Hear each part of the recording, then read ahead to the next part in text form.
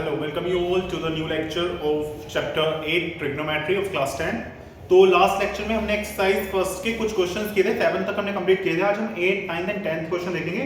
10th question is different one and the important one also. ठीक है, ये क्या आपका एग्जांपल है या फिर एक्सरसाइज में यहाँ पे क्वेश्चन है, उसके अलावा ये क्वेश्चन पूरी एनसीईआरटी में इस तरह का कोई दूसरा क्वेश्चन नहीं है. ठीक है, तो ये दो ही क्वेश्चन है, तो इन्हें अच्छे तरह प्रैक्टिस करेंगे और थोड़ा अलग है क्वेश्चन. ठीक है, सबसे पहले हम 8 क्वेश्चन से शुरू करते हैं. Let's start with the 8 question. 8 question में उसने क्या कहा है? 8 क्वेश्चन में उसने कहा if 3 cot A4 cot A equals to 4, check 1 minus tan square A upon 1 plus tan square A is equals to cos square A minus sin square A और no. ये आपका क्वेश्चन है. ठीक है, ये आपका है क्वेश्चन. करते हैं शुरू. सबसे पहला काम जो आपको सिखाया हुआ है वो ये है, इसको यूज करके हमें सबसे पहले कोट ए की वैल्यू निकाल लेनी है. कोट ए इक्वल्स टू आ जाएगा 4/3. क्लियर है? अब जब कोट ए 4/3 आ गया तो इसका यूज करके हम यहाँ पे ड्रॉ कर लेंगे ट्रायंगल, राइट एंगल ट्रायंगल. ठीक है, ये हमारा ए मान लेंगे, ये बी हो जाएगा, ये सी हो जाएगा 90 degree. Now we know that cot is equals to base upon perpendicular. 4 will be the base and base is AC and perpendicular will be 3. तो hypotenuse AB कितनी आ जाएगी? AB is equals to under root of 4 का square 16 plus 3 का square 9. This will become 25 and 25 is the root of 5. तो AB will become 5. Hypotenuse will be 5. ठीक है. Now calculate the all values of tan, cos and sin because we need these three ratio values. ठीक है, तो tan A is equals to, ये तो coat के उल्टा हो जाएगा 3/4, इतना तो हमें पता है. Then sin A is equals to, sin A कितना हो जाएगा 3/5 and cos A is equals to 4/5 because sin is perpendicular upon hypotenuse and cos is base upon hypotenuse. ठीक है, तो ये आया. अब ये वैल्यूज जो है उठा के हम इस पे पुट करेंगे. अब हम यहां पर पुट करते हैं इन वैल्यूज को. ठीक है, इन वैल्यूज को पुट करते हैं. 1 माइनस tan स्क्वायर ए किसके इक्वल है? tan ए किसके इक्वल? 3/4 के, तो tan स्क्वायर ए किसके इक्वल हो जाएगा? 3/4 का होल स्क्वायर अपॉन 1 प्लस 3/4 का whole square is equals to cos A किसके इक्वल है? cos ए किसके इक्वल है? 4/5 के, जहां पे स्क्वायर हो जाए 4/5 का होल स्क्वायर माइनस sin ए किसके इक्वल है? 3/5 के, तो हो जाएगा 3/5 का होल स्क्वायर. करो उसे सोल्व. 1 प्लस 3 का स्क्वायर 9 और 4 का स्क्वायर 16 अपॉन माइनस आएगा, सॉरी ऊपर 1 माइनस, नीचे 1 प्लस 9/16. यहां पे कितना हो जाएगा? 16/25 माइनस 9/25. ठीक है, एलसीएम लेते हैं इधर. एलसीएम कितना आ जाएगा? 16 ऊपर एलसीएम आ जाएगा, तो 16 माइनस 9 अपॉन नीचे एलसीएम कितना आएगा? 16 आएगा, देन 16 प्लस 9. ठीक है, क्या 16 से 16 कैंसिल आउट हो जाएगा? इज इक्वल्स टू एलसीएम कितना है? 25. 16 माइनस 9. अब नीचे इधर वाला देखो, यहां पे लिखता हूं मैं, ये वाला देखो. 16 माइनस 9 कितने बचे? बताओ. 16 माइनस 9 इज इक्वल्स टू 7. ठीक है, और 16 plus 9 is equals to 25 equals to, इसे सोल्व करो. 16 माइनस 9 7 और 16 और नीचे तो 25 है. तो यहां से हम कह सकते हैं LHS is equals to RHS. Hence रूप सुंदर सजाते हैं लिखो. बस they are the same. Screenshot पर क्वेश्चन लो.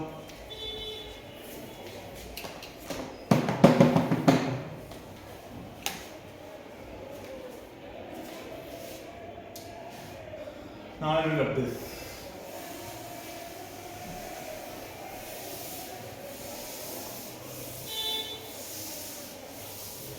फिर डस्टर से बोर्ड भी ढूंढता हूँ.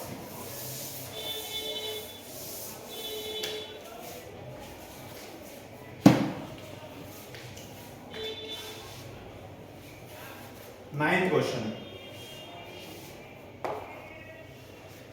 क्वेश्चन में कह रहा है ट्राइंगल है ABC, राइट एंगल है D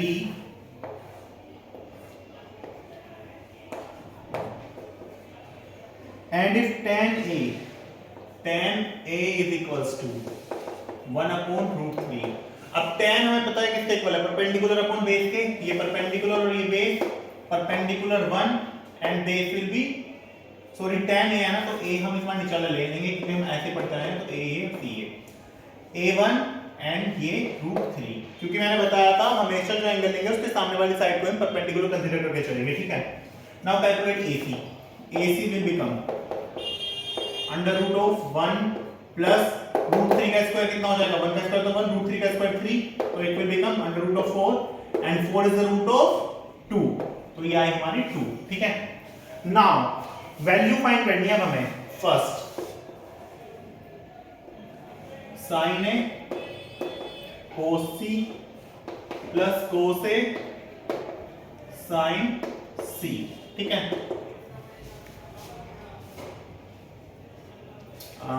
now calculate sin A कितना हो जाएगा, अगर मैं देखूं sin A कितना होगा, परपेंडिकुलर अपॉन हाइपोटेन्यूस यानी कि 1/2 लिख दूं डायरेक्ट। cos C कितना होगा, आपके पास cos C यानी कि cos C देखना है तो ये परपेंडिकुलर हो जाएगा, ये बेस हो जाएगा, तो base upon hypotenuse cos C is equals to 1/2 plus cos A कितना होगा, बेस इस बार ये हो जाएगा क्योंकि इस बार A की बात कर रहे हैं, तो √3/2 इनटू sin C कितना हो जाएगा, sin C की बात कर रहे हैं तो परपेंडिकुलर √3 हो जाएगा, √3/2 इज इक्वल्स टू 1/4 हो जाएगा ये, प्लस 3/4 हो जाएगा, ये एलसीएम 4 आया और 1 प्लस 3 इज इक्वल्स टू 4/4, 4 से 4 कैंसिल आउट, आंसर आया 1। क्लियर हुई ये चीज। सेम इसका पार्ट सी है, पार्ट सेकंड पार्ट भी सेम है, उसी तरह से होगा। अब देखो सेकंड जो फर्स्ट पार्ट है वो हमने ट्रायंगल की मदद से कर दिया, आपको करना एग्जाम में सेकंड पार्ट सोल्व ट्रायंगल की हेल्प से है, बट फॉर द ट्रिक, अगर मैं ट्रिक की बात करूं, मुझे ट्रायंगल नहीं बनाना है, मुझे इतना लंबा नहीं जाना है और मुझे थोड़ा सा डायरेक्ट करना है, तो कैसे सोल्व करेंगे, तो फर्स्ट पार्ट देखो कैसे सोल्व कर रहे हैं, थोड़ा डायरेक्ट मेथड से, जो आप थोड़ा कॉम्पिटिटिव एग्जाम में यूज कर सकते हो, या फिर केस आपका एमसीक्यू आता है और एमसीक्यू में क्योंकि ऑब्जेक्टिव भी आ रहे हैं ना क्वेश्चंस, तो आपके 20 नंबर के तो ऑब्जेक्टिव भी हैं जिसमें से 5 या 10 एमसीक्यू भी आ रहे हैं, अगर एमसीक्यू आता है तो कैसे सोल्व करेंगे। अब हमें पता है tan A is equals to नहीं हो पाएगा, ये क्वेश्चन सोल्व नहीं हो पाएगा क्योंकि इसमें C भी है, हाँ ये क्वेश्चन नहीं हो पाएगा सोल्व।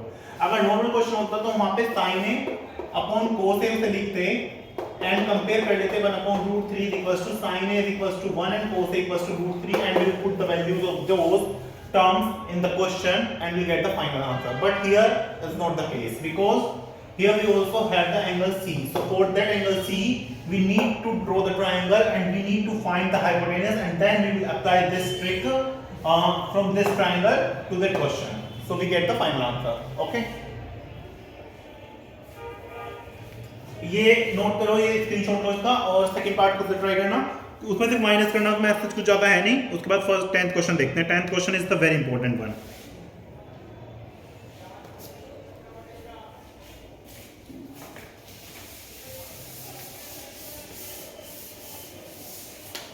अब 10th क्वेश्चन देखो, समझने वाला क्वेश्चन है। 10th में दिया क्या हुआ है, एक ट्रायंगल है PQR, right angle at Q, right angle Q पे है और ये ट्रायंगल है PQR और राइट एंगल Q पे बना दिया, ठीक है।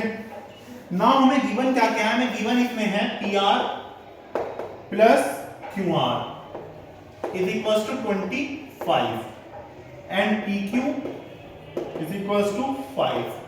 Now we need to find what sin P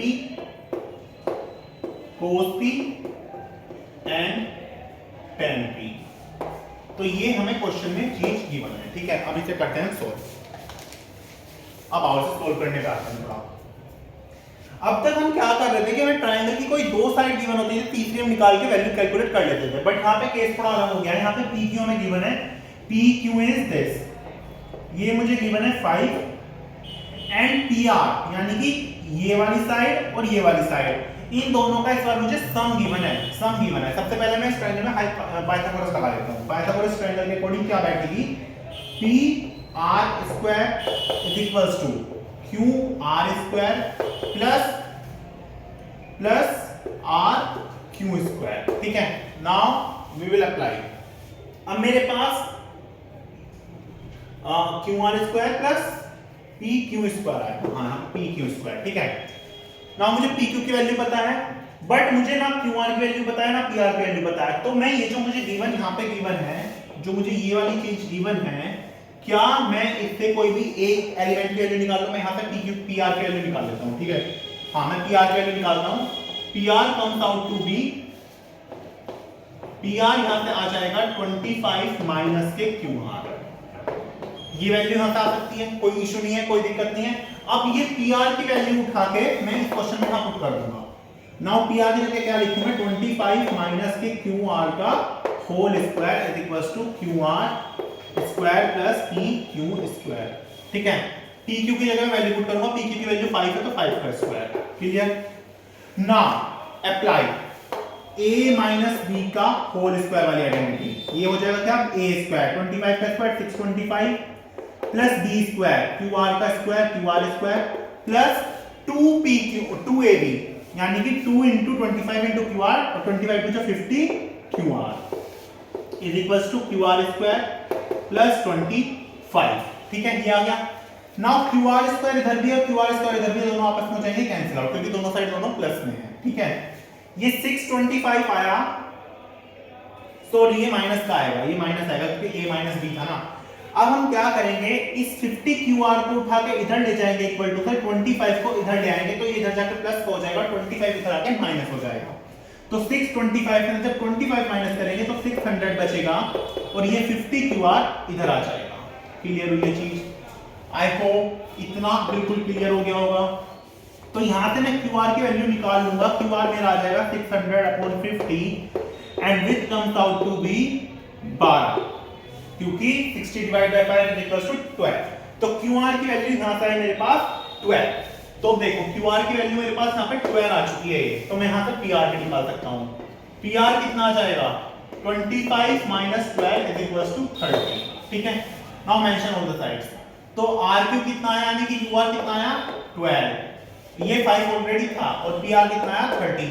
अब देखो एक चीज, ये ट्रायंगल बिल्कुल सही बना है क्योंकि हमारी हाइपोटेन्यूज जो है वो हाईएस्ट है, मतलब सबसे ज्यादा बड़ी साइड हाइपोटेन्यूज है, तो हमारा बिल्कुल ट्रायंगल ठीक है। अब इससे सिंपल कुछ बचा ही नहीं। Now calculate sin p। sin p is equals to perpendicular upon hypotenuse यानी कि 12/13 cos p equals to base upon hypotenuse यानी कि 5/13 and now tan p is equals to tan p कितना हो जाएगा?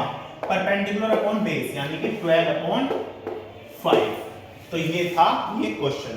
The trick lies here, the trick lies here only. ठीक है, जो गिवन है उसमें से किसी एक एलिमेंट की वैल्यू निकाल लो और पाइथागोरस वाले थ्योरम में पुट करो, वहां से आपको सारे आंसर्स मिल जाएंगे।